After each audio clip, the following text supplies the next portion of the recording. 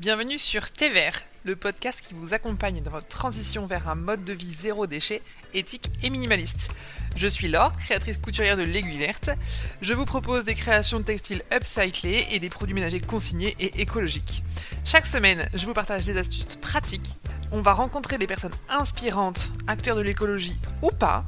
On va partager avec des invités leur parcours et ensemble, on va mettre en place des petits gestes indispensable et utile pour prendre soin de la planète. Faisons de l'écologie une aventure simple, durable et fun.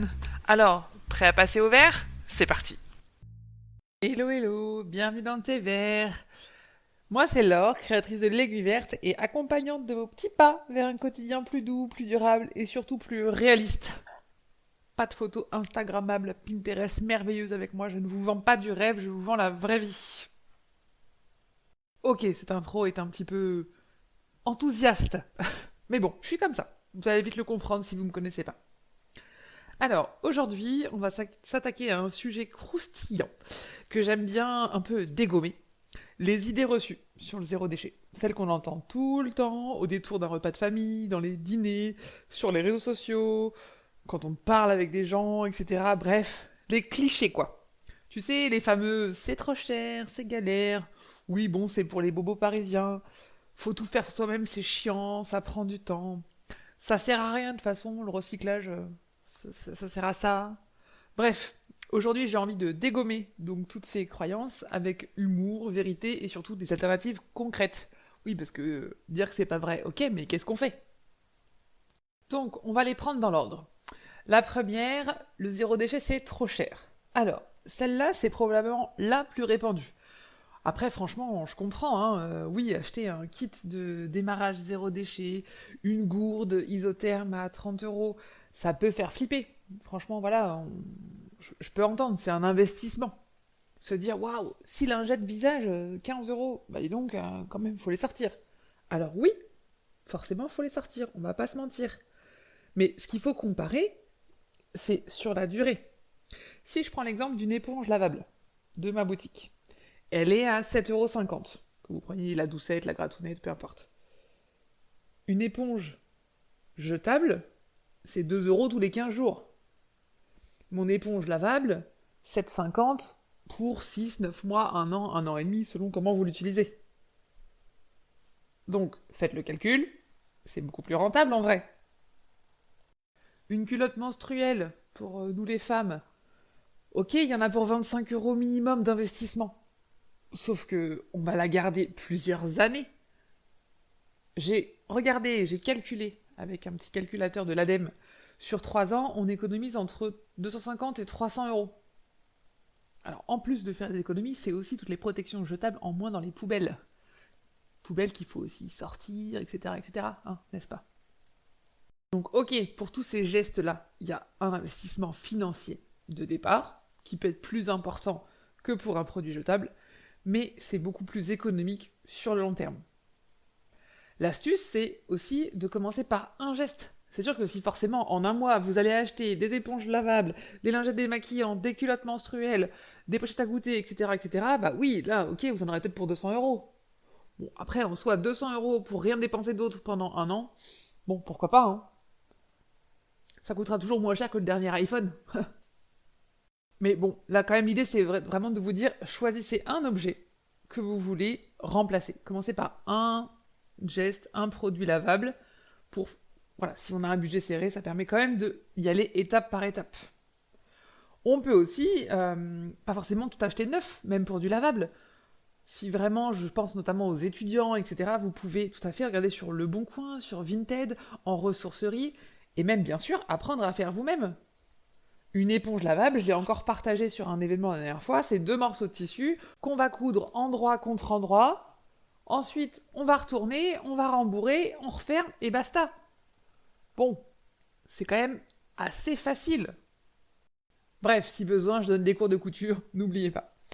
Deuxième frein, et qu'on entend souvent en remarque, c'est galère, faut être parfait.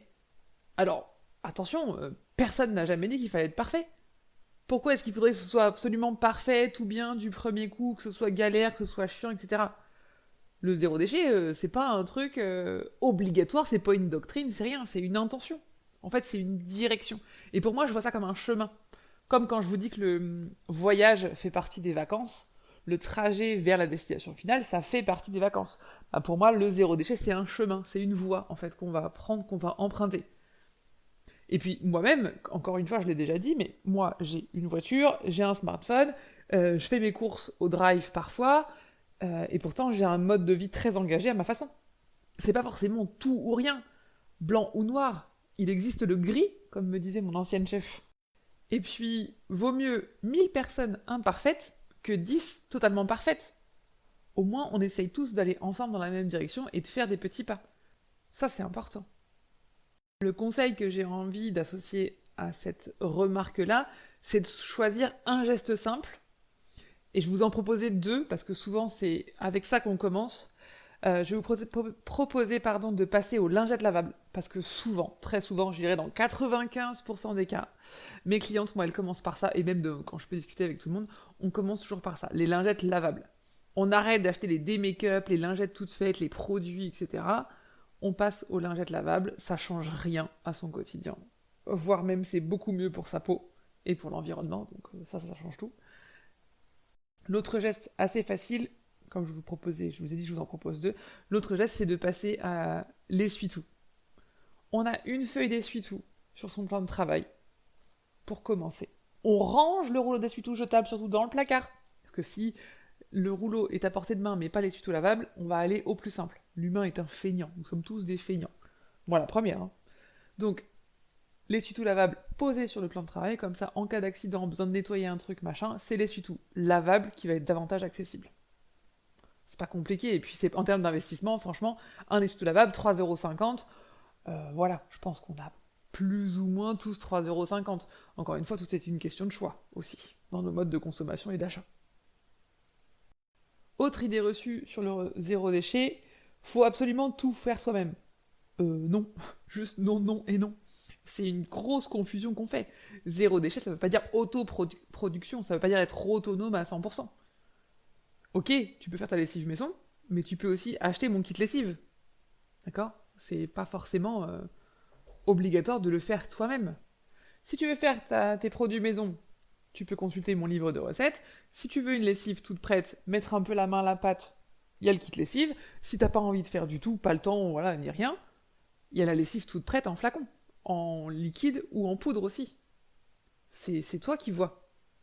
Personne mieux que vous peut connaître vos contraintes, vos conditions de vie, votre environnement, etc. Donc c'est à vous de faire vos choix par rapport à ce qui va être ok pour vous, votre fonctionnement, votre mode de vie. Il n'y a absolument pas besoin de faire tout 100%, soi-même à la maison. D'ailleurs, je lisais le livre il y a encore quelques semaines de Bea Johnson, parce que j'aime bien le relire, un peu la prêtresse du zéro déchet, qui disait qu'elle avait arrêté. Elle était arrivée au point de faire tout chez elle, c'était pas tenable en fait. Elle a arrêté, elle a abandonné, elle a lâché l'affaire. Donc voilà, il faut choisir ses combats en fait. Moi, la première, hein, j'ai un petit garçon, une petite fille, une vie bien remplie, etc. Je fais pas tout. Et tu sais quoi, c'est ok. On a le droit de se simplifier la vie aussi. Le vrai sujet, c'est qu'est-ce que je peux faire, qu'est-ce que je veux faire, et ensuite, je vais faire mes arbitrages en fonction. Moi, je sais que j'ai envie de faire tous les goûters de mes enfants. Ça me tient à cœur pour plusieurs raisons, pour le choix des ingrédients, etc. Ça nous permet de passer un moment ensemble et ça me permet de maîtriser les ingrédients. Je sais que financièrement, je ne voudrais pas, je ne pourrais pas acheter uniquement des goûters parfaitement parfaits à mes enfants. Donc je préfère les faire moi-même. Voilà, c'est un choix. La vraie question finalement à te poser, ça va être ça. Voilà, qu'est-ce que tu peux? Qu'est-ce que tu veux? Et ensuite, tu choisis. Ok, je vais commencer par ça, ou bien je vais commencer par ça. Tu peux choisir un seul produit lavable, parce que c'est ok pour toi. Tu peux choisir un produit tout fait, parce que c'est plus simple dans ton quotidien, mais que ce produit, il soit éthique, et qu'il respecte tes valeurs. Voilà, il n'y a pas de bonne ou de mauvaise réponse en fait. Quatrième cliché, le zéro déchet, c'est un truc de bobo de parisiens des villes. Alors, on en a déjà parlé, la bataille écolo des villes, écolo des champs, on a chacun nos contraintes, chacun nos combats, etc. Mais je suis désolée, non. Le zéro déchet, c'est pas forcément un truc de citadin. C'est pas un privilège de cas de sup, voilà, peu importe. On peut être smicard, on peut être étudiant, on peut être je ne sais pas quoi, peu importe. Tout le monde peut être plus ou moins zéro déchet. Je vis à la campagne, il n'y a pas un seul magasin bio à 30 km à la ronde, et ça n'empêche pas d'être zéro déchet. Mon chemin à moi vers le zéro déchet, ça va être de faire du compost, d'acheter en vrac quand je peux, de réparer ce qui va dysfonctionner chez moi, d'échanger et de partager aussi mes valeurs, mon engagement auprès d'un plus grand nombre de personnes, de faire sécher mon linge dehors et pas utiliser de sèche-linge. Ça va être de réutiliser les colis que je peux recevoir, donner les restes alimentaires aux poules. Bref, voilà, c'est tout un tas de petits gestes que moi je fais au quotidien, qui prennent soin de la planète, qui prennent soin de l'environnement, et qui sont vers du zéro déchet. Et tout ça, ça me coûte rien en fait. J'ai même envie de dire que j'y prends du plaisir d'ailleurs. Et puis bon, je dirais que c'est même pas un truc nouveau, c'est pas une mode, c'est pas une tendance. En fait, c'est un truc ancestral qu'ont fait nos grands-mères, qu'ont fait nos arrière-grands-mères, etc. On a toujours en fait réutilisé, réparé, troqué. C'est pas nouveau, c'est juste on perpétue la tradition en fait. 5e idée reçue. Ça sert à rien de toute façon, il y a le recyclage, ça sert à ça. Bon, alors celle-là, elle me fait un peu grincer des dents. Le recyclage, c'est important, mais c'est pas la solution miracle. En France, seulement 26% des plastiques sont vraiment recyclés. C'est la source de l'ADEME. Et recycler, ça consomme aussi beaucoup d'énergie, d'eau, etc. Le meilleur déchet, c'est celui qu'on ne produit pas. Et puis, le zéro déchet, ça va non plus rien changer par rapport à la production en amont, la production du bien, les ressources qui vont avoir été utilisées, le transport, tout ce qui est plastique, ça vient du pétrole, l'impact social aussi, les conditions de travail des enfants qui vont fabriquer les vêtements bas de gamme à l'autre bout du monde, etc. Voilà, c'est là que le zéro déchet, ça intervient. Ça permet en fait de réduire à la source moins de déchets, moins de problèmes.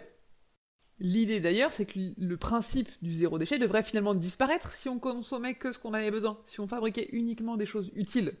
Il n'y aurait plus de déchets finalement à gérer. Bon, j'exagère peut-être un petit peu. Vous avez quand même compris le principe.